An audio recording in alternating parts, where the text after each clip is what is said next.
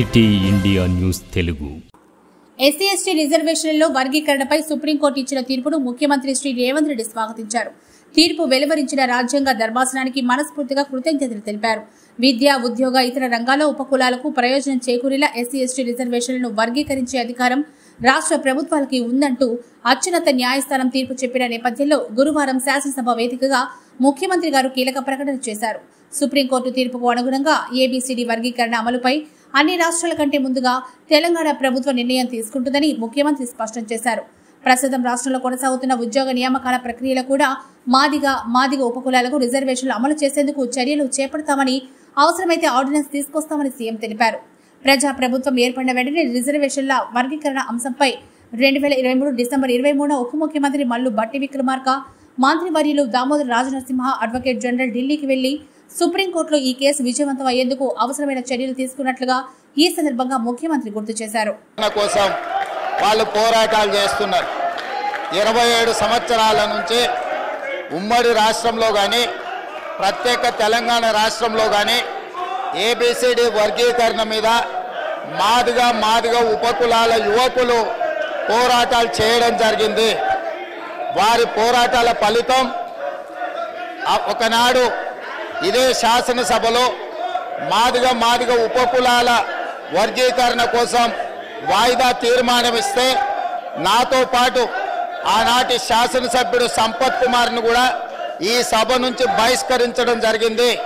గత ప్రభుత్వం ఏబిసిడి వర్గీకరణ మీద కేంద్రానికి, ప్రధానమంత్రికి విజ్ఞప్తి చేయడానికి అఖిల పక్షాన్ని తీసుకెళ్తామని చెప్పి తీసుకుపోకుండా మాదిగ సోదరులను మోసం చేయడం జరిగింది.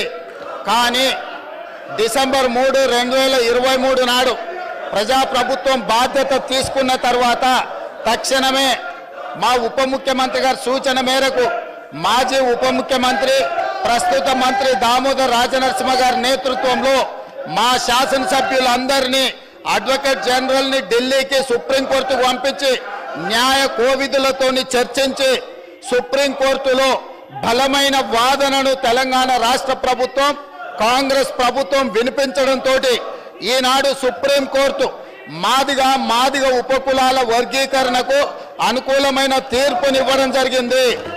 నేను మనస్ఫూర్తిగా సుప్రీంకోర్టు కాన్స్టిట్యూషనల్ బెంచ్కు, రాజ్యాంగ ధర్మాసనానికి మనస్ఫూర్తిగా కృతజ్ఞతలు తెలియజేస్తున్నా.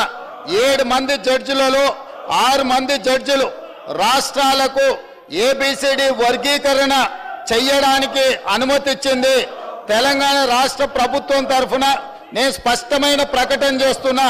దేశంలోనే అందరికంటే ముందు బాగానే నిలబడి తెలంగాణ రాష్ట్ర ప్రభుత్వం ఏబిసిడి వర్గీకరణ అమలు చేసే బాధ్యత మా మిత్రులు, మా మంత్రివర్గ సహచరులు మేమందరం తీసుకుంటాం. అవసరమైతే ఇప్పుడు ఇచ్చిన ఉద్యోగ నోటిఫికేషన్లలో కూడా వర్గీకరణను అమలు చేయడానికి అవసరమైతే ఆర్డినెన్స్ తీసుకొచ్చి మాదిగ సోదరులకు న్యాయం చేసే బాధ్యత మేము తీసుకుంటాము. కాబట్టి ఈరోజు ఈ సభ అందరూ కూడా ఈ అంశం మీద ఏకాభిప్రాయానికి వచ్చి మాదిగ ఉపకులాల వర్గీకరణకు సంపూర్ణంగా సహకరించాల్సిందిగా రాష్ట్ర ప్రభుత్వం తరఫున నేను విజ్ఞప్తి